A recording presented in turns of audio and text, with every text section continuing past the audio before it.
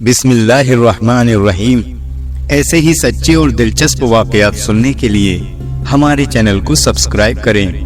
دوستو، عالموں نے اکثر حضرت ہود علیہ السلام کے بعد شداد کا بیان کیا ہے۔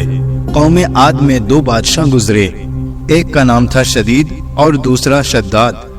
یہ دونوں بھائی تھے۔ شدید بڑا بھائی تھا جبکہ شداد چھوٹا بھائی تھا۔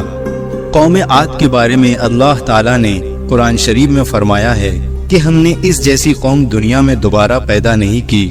قوم عاد یمن میں آباد تھی، حالانکہ شدید اور اس کے لوگ مشرک تھے، شرک کیا کرتے تھے، لیکن کہا جاتا ہے کہ شدید بڑا ہی انصاف والا آدمی تھا۔ اس کا انصاف دور دور تک مشہور تھا۔ اس کے انصاف سے شیر اور بکری ایک جگہ پانی پیتے تھے۔ ایک دن اس کی عدالت میں دو آدمی آئے اور ان دونوں نے عجیب سے حالات سنائے۔ ایک آدمی بولا، میں نے اس آدمی سے قیمت دے کر ایک زمین کا ٹکڑا خریدا اور اس زمین پر اب میرا قبضہ ہے، لیکن جب میں نے اس زمین کی کھدائی کی تو اس میں مجھے خزانہ ملا، لیکن میں وہ خزانہ اس آدمی کو لوٹانا چاہتا ہوں، کیونکہ میں نے اس سے صرف زمین خریدی ہے، وہ خزانہ نہیں، اس لیے میں یہ خزانہ اس کو واپس دینا چاہتا ہوں۔ دوسرا آدمی بولا، میں نے زمین اس کو بیچی ہے، اس لیے اس زمین میں جو کچھ بھی ہے وہ سب اسی کا ہے، اس لیے یہ خزانہ بھی اسی کا ہے، اور میں یہ خزانہ واپس نہیں لے سکتا، اور میرے سمجھ میں نہیں آتا کہ یہ خزانہ کیوں نہیں لے رہا ہے، کیوں بہانہ بنا رہا ہے۔ شدید نے ان لوگوں سے پوچھا، تم دونوں کی کوئی اولاد ہے؟ انہوں نے کہا، ہاں ہے، ایک کے پاس بیٹی ہے اور دوسرے کے پاس بیٹا ہے۔ شدید نے حکم دیا کہ ان دونوں کا آپس میں نکاح کر دو اور یہ خزانہ ان دونوں کو دے دیا جائے۔ شدید کا یہ فیصلہ سبھی لوگوں کو بڑا ہی پسند آیا اور اس کے اس انصاف کی چرچا دور دور تک ہو گئی۔ حضرت ہود علیہ السلام نے شدید کو ایمان کی دعوت دی، لیکن اس نے سب کچھ ہونے کے بعد بھی منع کر دیا اور شرک کی ہی حالت میں مر گیا۔ اس کے بعد شداد گدی پر بیٹھا۔ حضرت ہود علیہ السلام نے شداد کو بھی ایمان لانے کے لیے کہا۔ شداد نے کہا، اگر میں نے تمہارا دین اپنا لیا تو مجھے کیا فائدہ ہوگا؟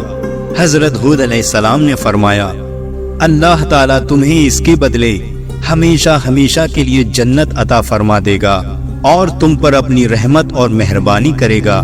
شداد نے جواب دیا، اپنی جنت تو میں خود ہی اس دنیا میں ہی بنا لوں گا اور وہاں عیش و آرام کے ساتھ رہوں گا۔ اس کے بعد شداد نے دنیا میں ہی جنت بنانے کا مضبوط ارادہ کر لیا۔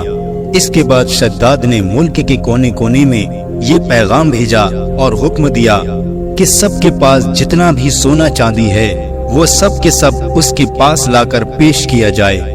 اس طرح اس کے پاس بڑی تعداد میں سونا چاندی ہیرے جواہرات جمع ہو گئے۔ پھر اس نے ایک خوبصورت جگہ کی تلاش کرنی شروع کر دی اور اسے وہ جگہ مل بھی گئی۔ وہ جگہ ایسی تھی جہاں کی ہوا جنت کی ہوا کی طرح خوشبودار تھی۔ اس نے ایک جگہ پر تمام ہیرے جواہرات جمع کروائے۔ ملک کے کونے کونے سے بڑے ہی تیز اور ہوشیار کاریگر بلوائے اور عمارت کی مضبوط سے مضبوط نیو ڈلوانا شروع کر دی۔ اس کی دیواروں کی لمبائی لوگوں کی سوچ سے زیادہ اونچی تھی اور اس کی چوڑائی اس کے کاریگروں کے حساب سے اس وقت کی سب سے چوڑی دیوار تھی، آسمان کو چھوتی تھی اور اس کی چمک دھمک سورج اور چاند کی مانند تھی۔ جب سے یہ دنیا قائم ہوئی تھی ایسی عمارت کبھی نہیں بنی تھی۔ اس کی دیواریں سونے اور چاندی سے بنوائی گئی تھی اور چھت سونے کے پتوں سے سجائی گئی۔ اس کے ستون خوبصورت بلور سے مضبوط کیے گئے اور ہر چیز بہترین طریقے سے سجائی گئی۔ وہاں کی نہروں میں ریت کی بجائے انمول موتی بچھائے گئے اور وہاں کے پیڑ سرخ سونے کے پھلوں سے لاد کر مشک اور عنبر کی خوشبو سے بھر دیے گئے۔ جس وقت ان پیڑوں سے ہوتی ہوئی سوکھی ہوا چلتی تھی تو اس طرف کے رہنے والے لوگوں کے دماغوں میں خوشبوؤں کو بھر دیتی تھی۔ شداد نے زمین پر مٹی کے بجائے مشک اور عنبر بچھوایا۔ اس کے محلوں کو چاروں طرف سے لال سونے سے ترتیب دے کر سجایا گیا۔ وہ جگہ صرف دیکھنے میں ہی خوبصورت نہیں بنائی گئی تھی بلکہ رہنے کے لیے بھی آرام دائک اور خوبصورت بنائی گئی تھی۔ वहाँ उसने अपनी मन पसंद माशूकों और परियों को भी इकट्ठा कर दिया था। ये बाग और महल 12 सालों में बनकर तैयार हुए। उसमें पूरी दुनिया के हीरे जवाहरात लग गए। जब ये बनकर पूरा हो गया तो शद्दाद को खबर दी गई कि उसकी जन्नत तैयार है और वो अब इस जन्नत का मुआयना कर सकता है। शद्दाद को जब ये खबर मिली तो शद्दाद की खुशी का ठिकाना ना रहा। एक बड़ी फौज को लेकर शद्दाद अपने महल से निकलकर अपनी बनाई हुई जन्नत की तरफ रवाना हो गया। वो अपनी जन्नत को देखने के लिए जा ही रहा था कि रास्ते में उसने एक हिरन को देखा। उसने देखा कि उस हिरन के पांव चांदी के हैं और सींग सोने के हैं, उसकी आंखें याकूत की हैं। शद्दाद उस हिरन को देखकर हैरान रह गया, जी ललचा उठा। उसने मन ही मन में फैसला किया कि मैं इस हिरन को हर कीमत पर हासिल करके रहूंगा। उसने बिना कुछ सोचे समझे उस हिरन के पीछे अपना घोड़ा दौड़ा दिया। हिरन भागा और शद्दाद उसके पीछे पीछे अपना घोड़ा दौड़ाता चला गया। ये दौड़ बहुत दूर तक चली, यहाँ तक कि शद्दाद की फौज बहुत ही पीछे रह गई। फिर उसे एक बहुत ही डरावनी किस्म का घुड़सवार नजर आया। उस घुड़सवार ने शद्दाद से पूछा, वो इमारत जिसे तू जन्नत कहता है, उस इमारत के बनवाने से तुझे सुकून मिल जाएगा? शद्दाद उस घुड़सवार की ये बात सुनकर कांप गया। उसने पूछा, तुम कौन हो? वो घुड़सवार बोला, मैं तेरी मौत हूँ, मैं मौत का फरिश्ता हूँ। शद्दाद ने बड़ी ही नरमी और बेचैनी से कहा, मुझे अपनी जन्नत को सिर्फ एक बार देख लेने दो, फिर तुम मेरी जान निकाल लेना। मौत के फरिश्ते ने कहा, ये हुक्म दुनिया के पैदा करने वाले का है, उसके हुक्म के बाद मुझे इख्तियार नहीं कि मैं तुम्हें 1 मिनट की भी मोहलत दे सकूं। फिर उसी वक्त मौत के फरिश्ते ने शद्दाद की रूह कब्ज कर ली और उसका जिस्म रूह से जुदा हो गया। शद्दाद की मौत के बाद वो आलीशान इमारत और खूबसूरत बागात लोगों की नजरों से गायब हो गए। तारीख की किताबों में लिखा है, अल्लाह ताला ने हजरत इजराइल अलैहिस्सलाम से पूछा, ए इजराइल, तुम मुद्दतों से रूहों को निकालने में लगे हो और शुरू से ही तुम्हारा ये काम है, क्या कभी तुम्हें किसी पर रहम और तरस आया है? हजरत इजराइल अलैहिस्सलाम ने बोला, मैं तो सब पर ही तरस खाता हूँ। अल्लाह ताला ने फरमाया, तुम्हें सबसे ज्यादा किस पर तरस आया? तब हजरत इजराइल अलैहिस्सलाम ने कहा कि ए अल्लाह, मैंने एक दिन आपके हुक्म के मुताबिक एक नाव को तोड़ दिया था और उसके तख्ते अलग अलग कर दिए थे। हवा का झोंका आया, नाव डूब गई और नाव वाले बिजली की तरह कुछ ही देर में खत्म हो गए। मगर एक औरत जिसके पेट में बच्चा था, उसको हुक्म के मुताबिक नाव के तख्तों का सहारा बनाकर बचा लिया। वो तख्ता फरिश्तों ने एक जजीरे के पास पहुंचा दिया। जिस वक्त एक लड़का उस औरत के पेट से पैदा हुआ तो माँ बहुत परेशान हुई।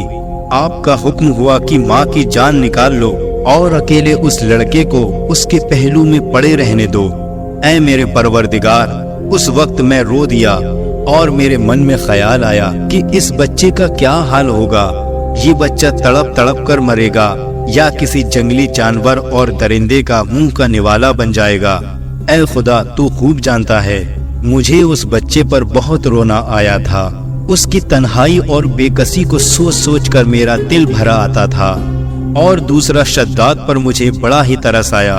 उसने कई बरसों में इमारत बनवाई, लेकिन उसकी एक झलक भी देखने से महरूम रह गया और दिल में हसरत और अफसोस लिए ही इस दुनिया से चला गया। अल्लाह ताला ने फरमाया, ए इजराइल, ये शद्दाद वही लड़का है जिस पर तुमने पहले भी तरस खाया था और मैंने उसकी माँ के मरने के बाद सूरज और हवा को ये हुक्म दिया कि तुम इसे अपनी सर्दी और गर्मी से मत सताना, और हवा को हुक्म दिया कि फूलों के पत्ते उड़ाकर इसके लिए फर्श बनाओ। फिर उसके दोनों अंगूठों से दूध और शहद की नहर मैंने बनाई। कितनी मेहरबानियों के साथ मैंने उसकी जान बचाई, उसे दौलत से नवाजा, बादशाह बनाया, दुनिया की सारी नेमतें उसे अता फरमाई।